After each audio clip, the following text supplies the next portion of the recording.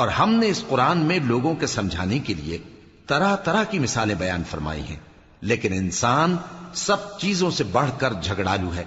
اور لوگوں کے پاس جب ہدایت آ گئی تو ان کو کس چیز نے منع کیا کہ ایمان لائیں اور اپنے پروردگار سے بخشش مانگیں، بجز اس کے کہ اس بات کے منتظر ہوں کہ انہیں بھی پہلوں کا سا معاملہ پیش آئے یا ان پر عذاب سامنے سے آ جائے۔ اور ہم جو پیغمبروں کو بھیجا کرتے ہیں تو صرف اس لیے کہ لوگوں کو اللہ کی نعمتوں کی خوشخبریاں سنائیں اور عذاب سے ڈرائیں۔ اور جو کافر ہیں وہ باطل کی مدد سے جھگڑا کرتے ہیں تاکہ اس سے حق کو پھسلا دیں، اور انہوں نے ہماری آیتوں کو اور جس چیز سے ان کو ڈرایا جاتا ہے اسے ہنسی بنا لیا ہے۔ اور اس سے بڑھ کر ظالم کون، جس کو اس کے پروردگار کی آیات کے ذریعے سمجھایا گیا تو اس نے ان سے منہ پھیر لیا، اور جو اعمال وہ آگے کر چکا اس کو بھول گیا۔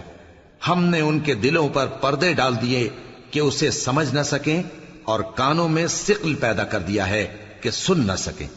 اور اگر تم ان کو رستے کی طرف بلاؤ تو کبھی رستے پر نہ آئیں گے، اور تمہارا پروردگار بخشنے والا صاحب رحمت ہے۔ اگر وہ ان کے کرتوتوں پر ان کو پکڑنے لگے تو ان پر جھٹ عذاب بھیج دے،